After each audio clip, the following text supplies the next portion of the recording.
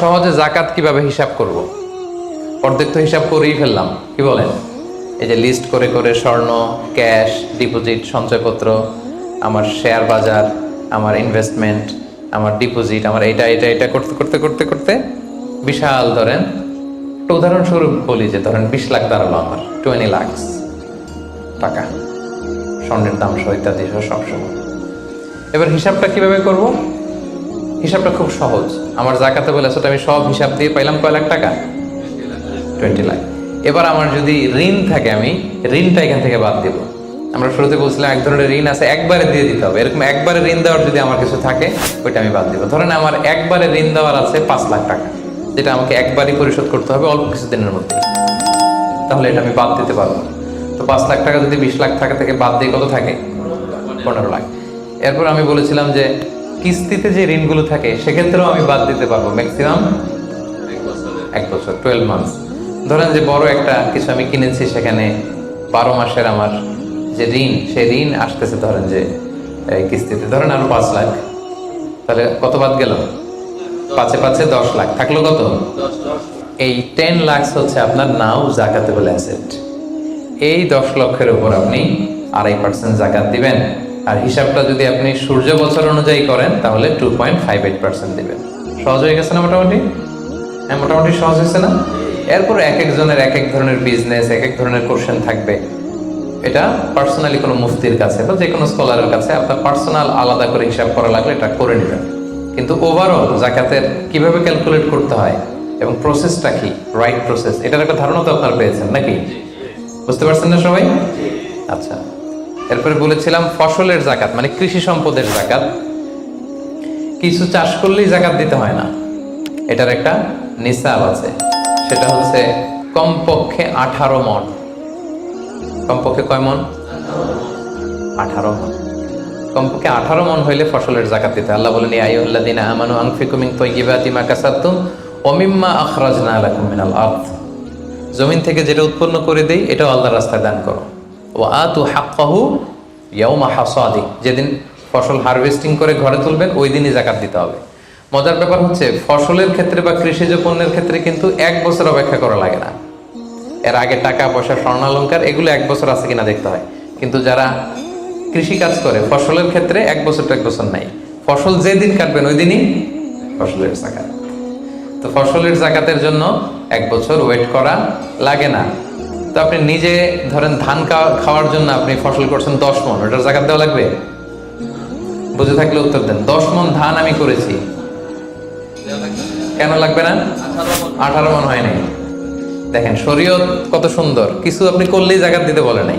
এটা একটা স্ট্যান্ডার্ড আছে, লাইসা ফিমা দুনা খামসাতে আউসুকিন সাদাকা। 5 ওয়াসাকের নিচে জাকাত হয় না। 1 ওয়াসাকে কত এভাবে হিসাব করে বের করা হয়েছে 720 কেজি, 18 মণ। 18 মণের নিচে হইলে জাকাত দেওয়া লাগবে না। আর একটা ব্যাপার হচ্ছে যে কোনো ফসলে জাকাত হয় না যে ফসলগুলোকে গুদামজাত করা যায়। পচনশীল যদি হয় হবে না। যেমন আম রাখা যায়, কলা রাখা যায়, পেঁপে রাখা যায়, শাকসবজি রাখা যায়। রাখা যাবে হচ্ছে চাল, ডাল, গম, ভুট্টা, খেজুর, এগুলা গুদামজাত যদি করা যায়, ওগুলো যদি 18 মণ হয় তাহলে আপনি জাকাত দেবেন। তো জামের চাষ যারা করে তারা কি মোটেও দিবে না জাকাতের কোনো কিছু থাকবে না? হ্যাঁ থাকবে। তাদের হচ্ছে উরুদুত যারা ব্যবসার হিসাবে ওই যে হিসাব করবে যেদিন, ওই দিন দেখবে যে আজকে আমার বিক্রি করার মতো কয় খাঁচি আম আছে, 40 খাঁচি আছে, দাম কত, ওই অন্যান্যের সাথে যুক্ত করে নেবে। কিন্তু ফসলের দিতে হইলে কমপক্ষে 18 মণ এবং এটা গুদামজাত করা যায় এমন পণ্য হইতে হবে। কিভাবে দিব বলেন? 18 মণের বেশি করছেন, ধরেন 100 মণ হয়েছে আপনার ধানের, কিভাবে দিবেন? 2.5% দিবেন না। ফসলের জাকাতের হিসাব হচ্ছে ওশর আর নিসফে ওশর। আরবি বুঝতে যদি কষ্ট হয় সহজ করে বলি, 10% আর 5%। ফসলের জাকাত হচ্ছে ভাই 10% আর 5%। 10% আরবিতে বলে ওশর। কখন 10%? যখন এটা ইরিগেটেড ল্যান্ড হয়, আল্লাহর দেয়া বৃষ্টির পানিতে চাষ হয়ে যায়, আপনার আলাদা করে সেচ দেয়া লাগে না, আল্লাহর দেয়া বৃষ্টিতেই হয়ে যায়। এটা হচ্ছে কস্ট ফ্রি কাল্টিভেশন, আপনার খরচ টরচ নাই, আল্লাহ বৃষ্টি দিছে, ধান বুনে দিছেন, হয়ে গেছে। এটা 10% দেবেন। 100 মণ হইলে 10 মণ। আরেকটা হচ্ছে আপনার সেচ দেয়া লাগে, এটা হচ্ছে কস্ট বেসড ইরিগেট কাল্টিভেশন, আপনার সেচ দেয়া লাগে। কীটনাশক দেওয়া লাগে, রাসায়নিক সার দেওয়া লাগে, নিড়ানি দেওয়া লাগে, এই করা লাগে সেই করা লাগে, আপনার খরচ বেশি। ওইখানে 10% না, ওখানে দেবেন কত পার্সেন্ট? 5%। 100 মণ ধানে কয় মণ? দেখছেন, তার মানে the more you cost the less you pay, the less you cost the more you pay. এখন যদি বলেন হুজুর আমার তো কিছু বৃষ্টির পানি তো হয়, আবার আমিও কিছু পানি দিই, এখন কি করবেন বলেন দেখি, কে বলতে পারে? 7.5% দিবেন? এই তো ব্যবসায়ী হইলে কি সুবিধা। তখন আপনি মাঝামাঝি দিবেন, যেহেতু বৃষ্টির পানির ফ্যাসিলিটিও আপনি পেয়েছেন, আপনারও পানি শেষ লাগছে, দুইটা যেহেতু, তাহলে 5 আর 10 এর মাঝামাঝি কত? 7.5। তো আপনি তখন 7.5% দিবেন। এটা হচ্ছে বিশাল আলোচনারে নির্যাস আমি আপনাদেরকে শোনাবো। চলে গেল কৃষি সম্পদ। এবার পশু সম্পদের জাকাত কিভাবে দিবেন? পশু সম্পদের যে লিস্ট, এটা আমাদের জন্য অ্যাপ্লিকেবল না। 40টা ছাগল হলে একটা ছাগল বছর শেষে, 30টা গরু হলে বছর শেষে, 5টা উট হলে, এটা আমাদের জন্য অ্যাপ্লিকেবল না। কারণ পশু সম্পদের জাকাত যদি দিতে হয়, শর্ত হচ্ছে এটা সায়েমা হইতে হবে। সায়েমা মানে পশুগুলা বনে বাদারে যে ঘাস লতা পাতা নিজেই খেয়ে আসে, এটার কোনো খাওয়ানো টাওয়ানো লাগে না। কিন্তু আমাদের যে পোলট্রি শিল্প, আমাদের যে গরুর ফার্ম, এটাতে ফ্যানের নিচে রাখতে হয়। অস্ট্রেলিয়ান গাভী যারা পালে দেখবেন উপরে ফ্যান, যে দারোয়ান ওর ফ্যান নাই কিন্তু গরুর উপরে ফ্যান, কারণ এই বাতাস না খেলে ওটা বাঁচবে না। ওটারে ইঞ্জেকশন দিতে হয়, ওটারে এই দিতে হয়, ওটার ভুসি খাওয়াও, ওটারে এই খাওয়াও।